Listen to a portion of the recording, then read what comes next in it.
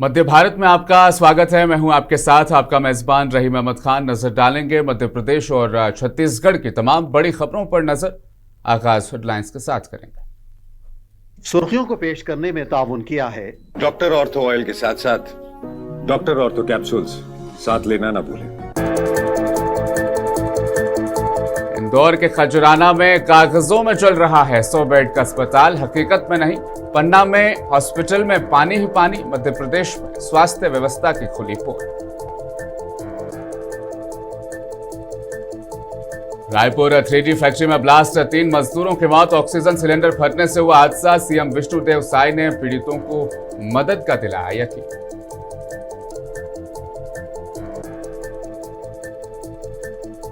विधानसभा के monsoon session से पहले छत्तीसगढ़ बीजेपी की बड़ी बैठक। सीएम हाउस पहुंचे सभी एमएलए, मिला होमवर्क। हर सवाल का जवाब तैयार रखने का आदेश सीएम साय ने किया जारी। राम मंदिर चढ़ावा चोरी मामले के बाद मध्य प्रदेश के मां बगलामुखी मंदिर में करोड़ों के दान की चोरी का इल्जाम। कलेक्टर ने दिए जांच के आदेश। कांग्रेस ने उठाए सवाल। और मध्य प्रदेश के मंडला में गजब के इंतजामात। एम्बुलेंस नहीं पहुंची, ऑटो में महिला ने 4 बच्चों को दिया जन्म। 4 बच्चों की हुई मौत।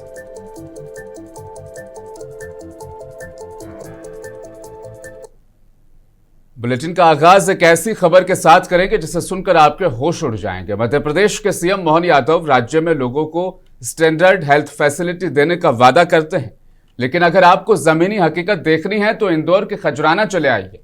अगर आप अस्पतालों के बारे में स्वास्थ्य विभाग की ऑनलाइन अपडेट देखेंगे तो खजुराना में 50 बेड का एक अस्पताल चलता हुआ पाएंगे। यहां पर डॉक्टर्स की पोस्टिंग भी होती है, उनका ट्रांसफर्स भी होता है, लेकिन इस अस्पताल के नाम पर मेडिकल स्टाफ के पद भी मंजूर होते हैं। मेडिकल स्टाफ की पोस्टिंग और ट्रांसफर भी बिना रुकावट जारी है। ये अलग बात है कि इस अस्पताल की जगह पर अब तक एक ईंट भी नहीं रखी गई, सिर्फ जमीन है और जमीन पर कचरे का ढेर लगा मिला है। यानी अस्पताल कभी बना ही नहीं और सालों से यहां पैसे खर्च किए जा रहे हैं। बीते 6 साल में करोड़ों रुपए डॉक्टर्स, नर्सिंग स्टाफ की सैलरी और दवाइयों पर सरकार ने यहां खर्च कर दिए, लेकिन जमीन पर तो हॉस्पिटल है ही नहीं। हैरानी इस बात की है कि इस अस्पताल के नाम पर 90 से ज्यादा स्टाफ की मंजूरी हुई है और सालों से ट्रांसफर पोस्टिंग भी होती आ रही है।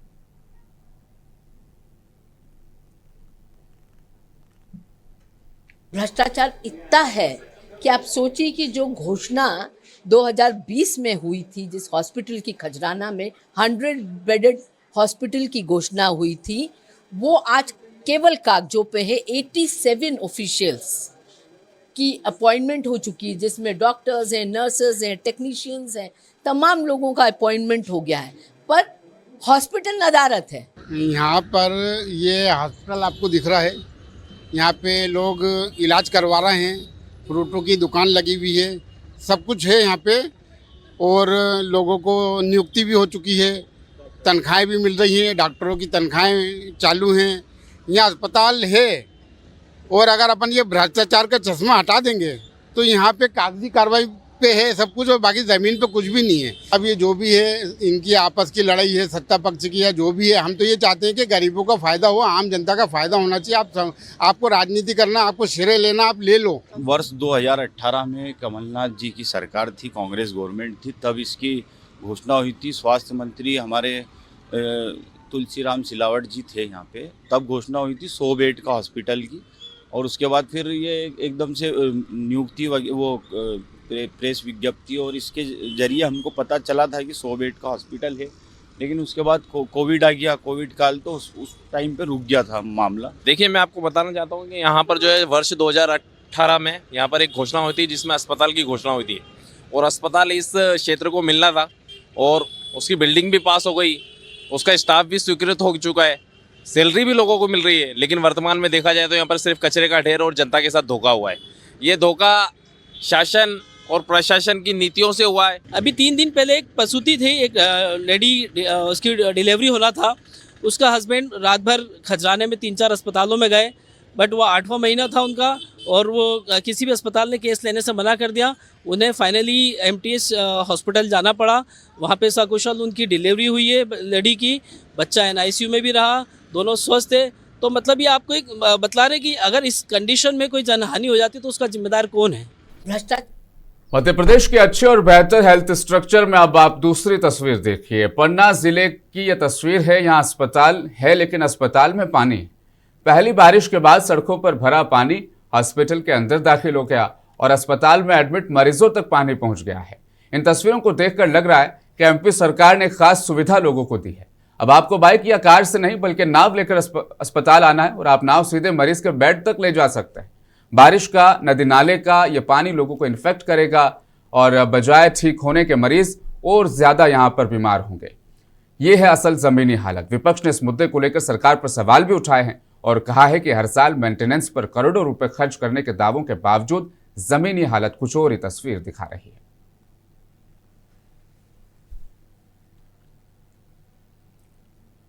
और अब तीसरी तस्वीर जो मैं आपको दिखाने जा रहा हूं, उसे देखकर आपका खून खोल जाएगा। कहीं अस्पताल ही नहीं लेकिन डॉक्टर से, कहीं अस्पताल में पानी है और पानी सिर्फ नजर आता है। लेकिन इस खबर में देखिए, मरीज तक पहुंचने के लिए एम्बुलेंस नहीं है। मंडला जिले में एक महिला ने अस्पताल ले जाते समय ऑटो रिक्शा में 4 बच्चों को जन्म दे दिया, लेकिन जन्म के कुछ ही देर के बाद चारों बच्चों की मौत हो गई। एक न्यूज एजेंसी के मुताबिक महिला के परिवार का यह इल्जाम है कि मंगलवार को एम्बुलेंस न मिलने की वजह से नवजात बच्चों की जान चली गई, क्योंकि बच्चे ऑटो रिक्शा में पैदा हुए। महिला के पति का दावा है कि अगर वक्त पर एम्बुलेंस मिल जाती तो बच्चे बच सकते थे।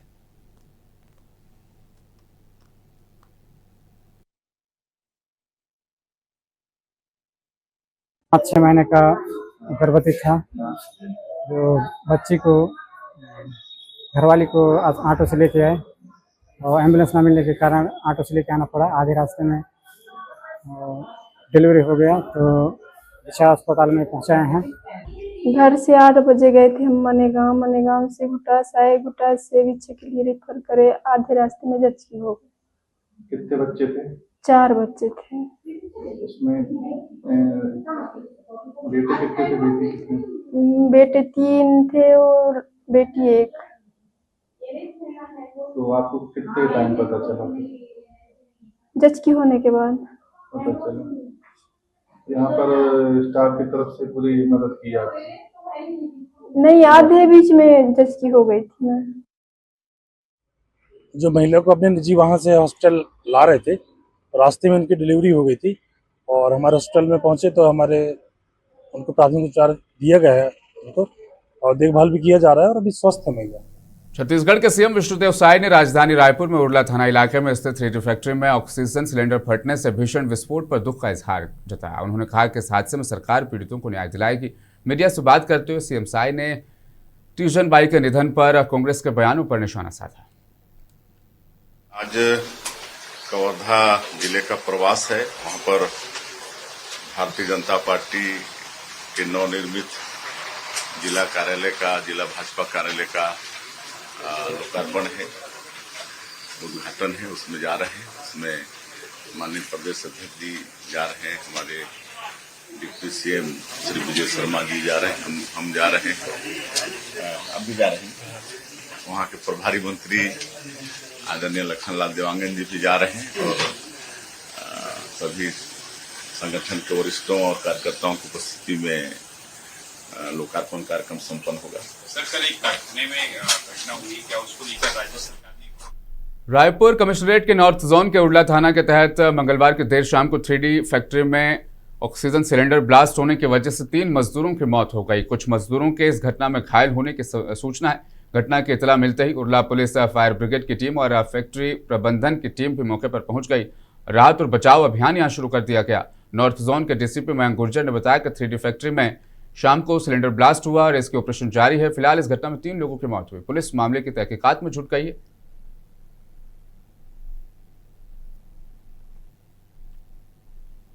ओरला पुलिस स्टेशन क्षेत्र में जो 3D फैक्ट्री है उसके अंदर जो ब्लास्ट फर्नेस है उसके बाद जो ऑक्सीजन सिलेंडर था उसमें ब्लास्ट हुआ, जिसकी वजह से 2 लोग की ऑन स्पॉट डेथ हुई और एक को यहाँ से जब शिफ्ट करे तो उस टाइम पे रास्ते में हॉस्पिटल जाते समय उसकी मृत्यु हुई है।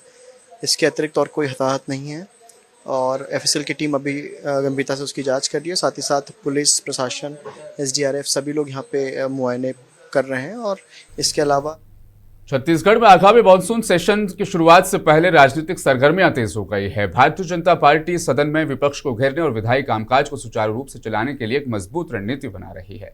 इसी सिलसिले में बीती रात सीएम विष्णुदेव साय के नया रायपुर स्थित अपने सरकारी आवास पर बीजेपी विधायक दल की एक अहम बैठक बुलाई गई थी।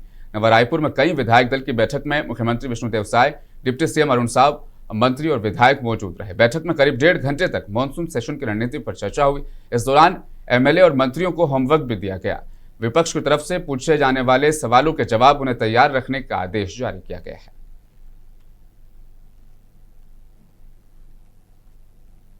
अब स्वाभाविक है कि अभी विधानसभा सत्र, मानसून सत्र आने वाला है, तो हर बार ऐसा होता है कि सत्र के पहले की विधायक दलों की बैठक होती है। और आज स्वाभाविक है कि चूंकि सत्र अभी सोमवार से है, तो उसकी तैयारी के लिए आज सभी हमारे विधायक दलों के साथियों का बैठक है। क्या तैयारी किए हैं वो भाई, वो जितना तैयारी करने करे हैं, सक्षम है भारतीय जनता पार्टी उनके सब प्रश्नों का जवाब देने के लिए, और हमारी भी अपनी तैयारी है, ऐसी कोई चिंता कोई बात नहीं है। मुख्यमंत्री जी विधायकों के साथ बैठते रहते हैं रेगुलर, और आज विधायक दल की बैठक कंटिन्यू करते हैं। आदरणीय मुख्यमंत्री जी कभी मंत्रिमंडल के साथ बैठना, कभी विधायक दल के साथ बैठना, वो अब जाने के बाद और विषय। मानसून सत्र में हमारे 5 बैठकें सुनिश्चित हो रही है और सरकार की पूरी तैयारी है, और इन 5 दिनों में विभिन्न विषयों में चर्चा होगी। देश में इस समय सबसे ज्यादा चर्चा अयोध्या के राम मंदिर दान चोरी की है। इस मामले को लेकर रोज नए नए खुलासे हो रहे हैं। तो वहीं इस बीच मध्य प्रदेश के करोड़ों के दान वाले मंदिरों में भी दान के गबन और चंदा चोरी को लेकर अब सवाल उठने शुरू हो चुके हैं। इस सिलसिले में अगर मालवा के बगलामुखी शक्तिपीठ मंदिर का नाम भी सामने आया है। आगर मालवा के बगलामुखी का यह मंदिर है। आरोप है कि मंदिर में करोड़ों की धनराशि और गहनों का गबन हुआ है। इस मामले में कलेक्टर ने 3 मेंबर्स की टीम बनाई है और इस पूरे मामले में जांच के आदेश दिए हैं।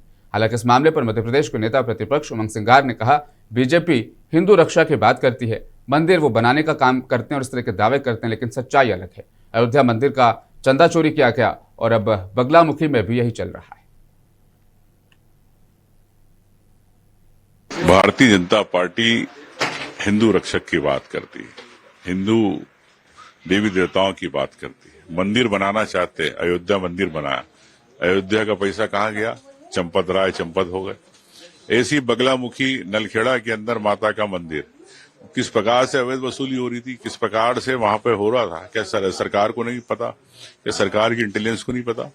क्यों नहीं अभी तक कार्रवाई किया? कलेक्टर पे कार्रवाई क्यों नहीं करी? मुख्यमंत्री चुप क्यों? धार्मिक आस्था की बात है, और मैं समझता हूं कि इस प्रकार अगर नहीं रख सकते लोग, कलेक्टर अगर मंदिर नहीं संभाल सकते, तो वहां के जो धार्मिक लोग हैं, धार्मिक ब्राह्मण हैं जो चला रहे हैं, पंडित है, उनको क्यों नहीं आप देना चाहते? समिति का अभी तक क्लियर नहीं हुआ। नलखेड़ा स्थित मां बगलामुखी मंदिर में चंदा चोरी के मामले पर राज्य मंत्री धर्मेंद्र लोधी ने सख्त रुख अपनाया। उन्होंने कहा कि मामला उनके संज्ञान में आते ही कलेक्टर को तत्काल कार्रवाई के निर्देश दिए गए हैं और जांच के लिए एक समिति गठित कर दी गई है। मंत्री धर्मेंद्र लोधी के मुताबिक कुछ लोग मंदिर प्रबंधन समिति का हिस्सा नहीं होते हुए भी अवैध रूप से चंदा वसूल रहे थे। उन्होंने स्पष्ट किया कि दोषियों को किसी भी कीमत पर बख्शा नहीं जाएगा। देखिए, कल मेरे संज्ञान में ये बात आई कि बगलामुखी मंदिर के बाहर कुछ लोग रसीद इत्यादि छपवाकर अवैध वसूली कर रहे हैं। जैसे ही ये मामला संज्ञान में आया, तुरंत हमने उस पर त्वरित कार्रवाई करने का काम किया। कलेक्टर की अध्यक्षता में एक कमेटी गठित की जो पूरे मामले की जांच करेगी और दोषियों को किसी भी प्रकार से हम बख्शेंगे नहीं, किसी भी प्रकार से छोड़ेंगे नहीं, कठोर से कठोर कार्रवाई करेंगे। मध्य प्रदेश की रीवा पुलिस ने नशे के खिलाफ बड़ी कार्रवाई की। नशे के खिलाफ कार्रवाई करते हुए पुलिस ने 2 आरोपियों को गिरफ्तार किया। इसके साथ ही भारी मात्रा में एमडी ड्रग्स को बरामद किया गया। बरामद किए गए एमडी ड्रग्स की इंटरनेशनल मार्केट में कीमत करीब 10 करोड़ रुपए बताई जा रही है। इस कार्रवाई से नशा माफियाओं के खिलाफ दहशत का माहौल है। कार्रवाई रीवा जिले के गढ़ थाना इलाके के लालगांव चौकी के सोनबरसा गांव में हुई है। पुलिस ने छापेमारी करते हुए करीब 10 करोड़ रुपए की मात्रा में एमडी ड्रग्स बरामद कर लिया है। ये सिंथेटिक एमडी ड्रग है जिसकी स्पेसिफिक इनपुट हमें प्राप्त हुई थी और जिस पर पुलिस अधीक्षक रीवा को बताया गया कि गढ़ थाना क्षेत्र के अंतर्गत सोनवर्षा गांव है जहां पे घर के अंदर एमडी ड्रग रखी हुई है। स्पेसिफिक इनपुट पे रेड की गई, 3 किलो के आसपास एमडी ड्रग बरामद की गई है, जिसकी इंटरनेशनल वैल्यू लगभग 1 लाख। तो पिछले कुछ दिनों से मध्य प्रदेश में कई बड़े एमडी ड्रग्स और सिंथेटिक ड्रग्स के मामले सामने आए हैं। खासतौर पर भोपाल और मालवा जैसे इलाकों में कुछ मामलों में करोड़ों रुपए के एमडी ड्रग्स और उसे बनाने की लैब भी पकड़ी गई। तो वहीं इस पूरे मामले की वजह से अब राजनीति भी उरूज पर। एक तरफ कांग्रेस इस पूरे मामले पर एमपी सरकार को घेरने का काम कर रही है, तो वहीं दूसरी तरफ बीजेपी पलटवार कर रही है। कांग्रेस नेता पीसी शर्मा और मध्य प्रदेश के मंत्री विश्वास सारंग इस मामले में आमने सामने।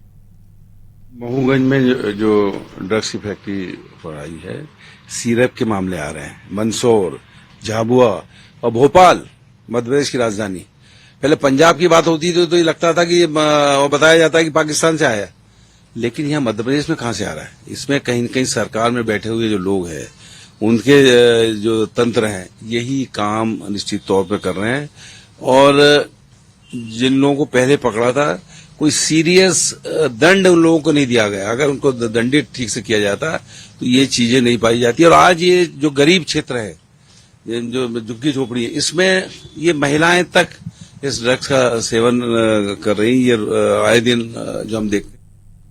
एमपी के सूक्ष्म, लघु और मध्यम उद्यम मंत्री चैतन्य कश्यप ने बताया कि राज्य में 18 लाख एमएसएमईज इकाइयों के जरिए 56,000 करोड़ से ज्यादा का इन्वेस्टमेंट हुआ है, जिससे 94 लाख से ज्यादा लोगों को रोजगार मिला है। पिछले 30-40 सालों से जो मुद्दे अंतर्राज्यीय अटके हुए थे, लंबित थे, उसमें से गुजरात का जो सरदार सरोवर योजना का मामला था, उसे पूरा सुलझा लिया गया है। और यह एक बड़ी उपलब्धि है कि राज्यों के बीच में इस तरीके के समझौते अगर जितने जल्द होते हैं तो विकास की गति बढ़ती है। गुजरात के जल समझौते में गुजरात को जो उनकी लागत आई थी वो 50% ले रहे थे, बाकी की राशि सारे।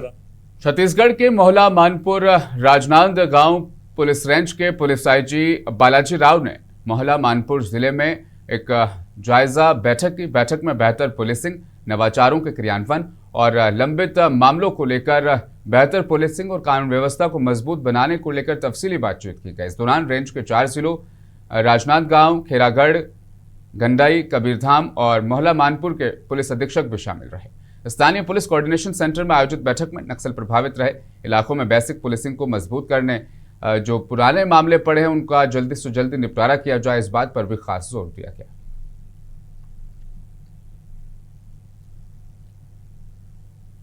और खबर रतलाम रेलवे डिवीजन की। यहां पर सोशल मीडिया पर एक वायरल हुआ है वीडियो, और वीडियो की जांच के बाद आदेश दिए गए। इस वीडियो में इंदौर और महू के बीच चलने वाली ट्रेन का ड्राइवर अपने मन मर्जी से ट्रेन को रोककर समोसा खरीदता हुआ नजर आ रहा है। समोसा खरीदने के लिए ट्रेन रोकता हुआ यह ड्राइवर नजर आ रहा है। रतलाम डिवीजन के पीआरओ मुकेश कुमार ने कहा, हमें सोशल मीडिया के जरिए जानकारी मिली, चूंकि हमने इसे सोशल मीडिया पर देखा है, इसलिए हम इसकी पूरी तरह से पुष्टि नहीं कर सकते। फिर भी यह वीडियो हमारे डिवीजन का है, हम वीडियो की जांच कर रहे हैं और जगह, ट्रेन ड्राइवर और ट्रेन की पहचान करने की कोशिश कर रहे हैं, क्योंकि वीडियो में मालगाड़ी जैसी लग रही है। हम जांच करेंगे और उसी के मुताबिक आगे की कार्रवाई करेंगे। ये सोशल मीडिया के माध्यम से हमें भी ये जानकारी मिली है, और चूंकि सोशल मीडिया पे है तो हम इसकी पुष्टि भी नहीं करते हैं। फिर भी चूंकि हमारे डिवीजन का वीडियो है ये, तो हमने वरिष्ठ अधिकारियों को उसको भेज दिया है कि इसके वीडियो की जांच करें और लोकेशन कौन सा है, ड्राइवर कौन।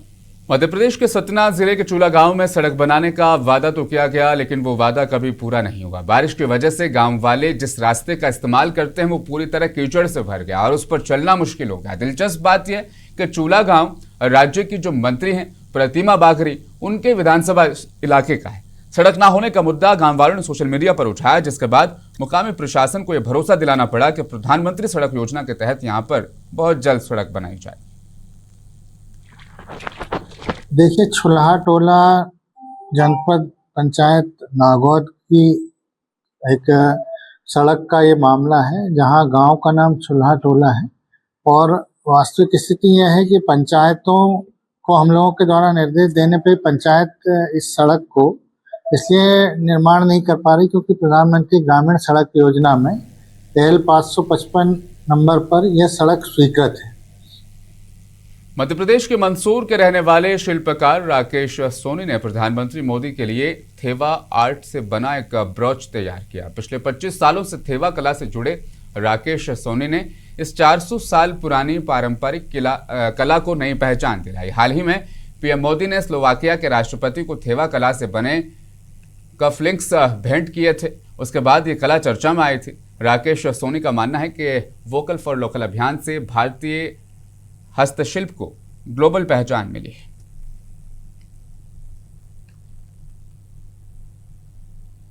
मैं काम 15 साल से कर रही हूँ गुथई का, और आर्डर आती है उसके हिसाब से गुथई के चालू करते हैं। और कितना बारीक काम? बारीक काम फिनिशिंग से 3 दिन लगते हैं, 2 दिन भी लग जाए। गुथई में कितनी चीजों का इस्तेमाल होता है? इस थेवा आर्ट में क्या क्या आप जो इस्तेमाल करते हैं? बारीक मोती, बड़े मोती, थेवा आर्ट की सभी चीजें। छिंदवाड़ा जेल के कैदी अब सजा काटने के साथ साथ समाज और पर्यावरण के लिए भी काम कर रहे हैं। जेल में सुधार कार्यक्रम के तहत कैदी गोरैया समेत अन्य पक्षियों के लिए घोंसले और दाना पानी का फीडर तक बना रहे हैं। इन किटों पर QR कोड भी लगाया गया है, जिससे लोग इन्हें लगाने और पक्षियों की देखभाल की जानकारी ले सकते हैं।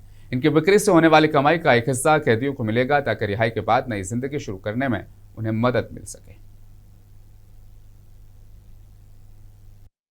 सर, जैसे हमारा घर होता है वैसे ही चिड़ियों का घर होना चाहिए, तो इसलिए हम बना रहे हैं। और जैसे जेल प्रबंधक जो है उनने कहा था कि जो चिड़िया है तो उनके लिए भी एक आप हाउस बनाओ, आपको भी मतलब कुछ बेनिफिट मिलेगा और लोगों को भी कुछ समझ में आएगा कि चिड़ियों के लिए घर बनाना चाहिए। जो भी मध्य प्रदेश में मानसून जमकर बरस रहा है। लोगों को भीषण गर्मी से निजात तो मिली है, लेकिन कुछ जिलों में ज्यादा बारिश की वजह से जिंदगी दरहम बरहम हो गई। नदी नाले उफान पर है। उज्जैन में बीते दिनों भारी बारिश ने शिप्रा नदी का जलस्तर बढ़ा दिया था, जिससे घाट के छोटे मंदिर नदी में डूब गए थे। मौसम विभाग ने आज यानी 8 जुलाई 2026 दिन बुधवार को लेकर राज्य के कई जिलों में ऑरेंज और येलो अलर्ट जारी करते हुए लोगों से सतर्क रहने की अपील की है। भोपाल में वाक़ मौसम विज्ञान केंद्र के मुताबिक आज मध्य उत्तरी हिस्सों में मानसून का रौद्र रूप देखने को मिल सकता है। शिवपुरी, सागर, गुना, अशोकनगर, श्योपुर कला और टीकमगढ़ जिले के लिए ऑरेंज अलर्ट फिलहाल जारी किया गया है।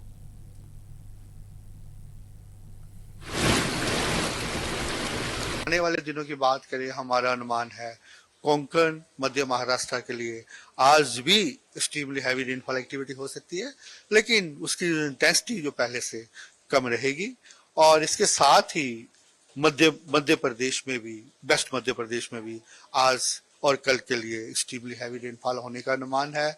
और अगर बाकी मध्य प्रदेश के जबलपुर में वाक़ निदान वाटरफॉल में मानसून के बाद शानदार जल प्रवाह देखने को मिल रहा है, जिसे देखने के लिए रोज सैकड़ों टूरिस्ट यहां पर पहुंच रहे हैं। प्राकृतिक खूबसूरती के बीच प्रशासन ने बढ़ते जलस्तर को देखते हुए पर्यटकों से सतर्क रहने और सुरक्षा नियमों का पालन करने की भी यहां अपील की है। देखिए निदान वाटरफॉल पर अपनी ये स्पेशल रिपोर्ट। मुझे दीजिए इजाजत, बने रहें मुनसिफ टीवी के साथ। हल्की फुल्की फुहारें, हरे भरे जंगल और चट्टानों के बीच गिरता शानदार झरना, ये नज़ारे पहली नजर में किसी का भी मन मोह लेते हैं। मध्य प्रदेश के जबलपुर से करीब 45 किलोमीटर दूर कटंगी में इस झरने को निदान नाम से जाना जाता है। मानसून के आने से इस मौसमी झरने में मानो नई जान आ जाती है। यहाँ के शानदार नज़ारे, शांत कुदरती माहौल को देखने के लिए सैकड़ों सैलानी रोजाना यहाँ आ रहे हैं। यहाँ वाकई में प्रकृति का बहुत ही अद्भुत नज़ारा देखने को मिलता है। करीब 100 से 150 फुट की ऊंचाई से जो जलप्रपात गिर रहा है, उसको फोटो में तो अपन लेते हैं, उतना अपन को समझ में नहीं आता है। आंखों से देखने में भी उसकी जो रियल ब्यूटी है वो अपन को समझ में आती है। यहाँ पहली बार आई हूँ, पर बहुत अच्छा है लगा देखने के लिए, और यहाँ का प्राकृतिक बहुत अच्छी लगी, और बारिश हो रही है तो और भी अच्छा लग रहा है। लेकिन यहाँ आने के लिए कुछ सावधानी बरतना भी जरूरी है। अधिकारियों का कहना है कि सैलानियों को यहाँ संभल कर पैर रखने चाहिए, क्योंकि पानी का स्तर बढ़ता घटता रहता है। पिछले कई दिनों में जबलपुर जिले में बारिश काफी हुई है, जिसकी वजह से टूरिस्ट में काफी उत्साह है। लेकिन साथ ही हमें ये देखना पड़ेगा कि आसपास के एरियाज में जल स्तर काफी बढ़ गया है और ये रिस्की हो गया है। कल भी लोगों को रेस्क्यू करने की नौबत आई थी, तो मेरी सभी लोगों से अपील ये रहेगी कि आसपास के जो रिस्की एरियाज हैं वहाँ पर जाने से पहले सरकार ने कुछ ऐप्स दी हैं उनको डाउनलोड करके आप लोग चेक कर लें कि क्या वो जगह जाने के लिए सेफ हैं। अगर वो नहीं है तो वहां जाने से हम लोग बचें। स्थानीय अधिकारियों का कहना है कि किसी भी दुर्घटना को रोकने के लिए गोताखोरों और बचाव कर्मियों को यहां तैनात किया गया है। बाहर से सैकड़ों टूरिस्ट सैलानी इस झरने का आनंद लेने देखने के लिए आते हैं। सुरक्षा की दृष्टि से किस तरह उपाय करते हैं आप लोग? सर, सुरक्षा की दृष्टि से यहाँ हमने स्थानीय जो गोताखोर हैं पहले से वहाँ पे 2 हमने बैठाल के रखे हैं। लाइफ जैकेट है, थ्रो बैग है और भी जितने सामग्री हैं बचाव की है वो सब उपलब्ध करके वो बैठे हुए हैं। अधिकारियों का कहना है कि मानसून के दौरान निदान झरने की खूबसूरती का सैलानियों को जी भरकर दीदार करना चाहिए। बस इस दौरान सुरक्षा नियमों का पालन करें और घर लौटते समय यहाँ की शानदार यादें साथ ले जाएं।